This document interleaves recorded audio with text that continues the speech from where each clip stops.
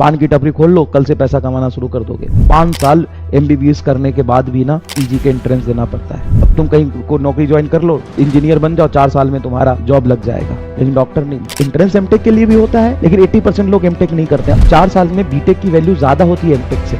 नौकरी करने जाओगे, अगर आप किसी बुक को, मतलब जो रिलीजियस लिटरेचर होता है, उसके अगर नीचे रख सकते हो किसी बुक को, तो बायोलॉजी की बुक है। क्योंकि अगर डॉक्टर दूसरा भगवान है तो बायोलॉजी सब्जेक्ट, मतलब महान ग्रंथ, गीता, कुरान, बाइबल, इन सब के बाद किसी का नंबर आ सकता है, किसी सब्जेक्ट का नंबर आ सकता है, तो बायोलॉजी है। एंड बायोलॉजी पढ़ने वाले डॉक्टर महान डॉक्टर होते हैं, भगवान का दूसरा रूप। बहुत संघर्ष करने के बाद वहां पहुंचते हैं, बहुत आसान नहीं है। पान की टपरी खोल लो, कल से पैसा कमाना शुरू कर दोगे। अब तुम कहीं को नौकरी ज्वाइन कर लो, इंजीनियर बन जाओ, 4 साल में तुम्हारा जॉब लग जाएगा, लेकिन डॉक्टर नहीं। 5 साल एमबीबीएस करने के बाद भी ना पीजी के एंट्रेंस देना पड़ता है। सच मायने में जो बीटेक करता है ना लोग, 4 साल में बीटेक की वैल्यू ज्यादा होती है एमटेक से। नौकरी करने जाओगे तो एमटेक करने के बाद कोई खास महत्व उतना नहीं मिलता है हायर डिग्री, बीटेक 4 साल, एमटेक 2 साल। तो जनरली 80% लोग एमटेक में नहीं जाते, बीटेक करके सीधा नौकरी के लिए चले जाते हैं। लेकिन उन लोगों का संघर्ष देखो जो 5 साल पढ़ते हैं, मतलब 1 साल ज्यादा पढ़ते हैं, फिर भी उनके एमबीबीएस डिग्री की इतनी वैल्यू नहीं है जितनी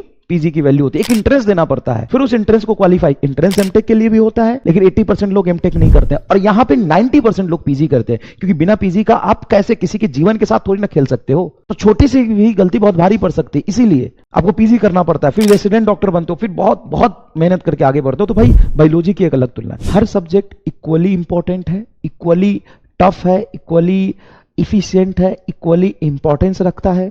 इवन नीट क्वालिफाई करने के लिए बायोलॉजी पे कमांड ज्यादा होना चाहिए फिजिक्स से, क्योंकि बायोलॉजी के 180 सवाल आते हैं। बायोलॉजी इज मोर और कहीं ज्यादा इंपॉर्टेंट है फिजिक्स से। और बायोलॉजी आसान नहीं है। अभी जो तुम बायोलॉजी पढ़ रहे हो ना, वो भले ही तुमको थोड़ा थोड़ा इजी लग रहा होगा, जब तुम जाओगे मेडिकल कॉलेज में तो ये मोटे मोटे बायोलॉजी के किताब तुमको मिलेंगे, तब समझ में आएगा असली बायोलॉजी की औकात। Biology so complicated, biology so much tough.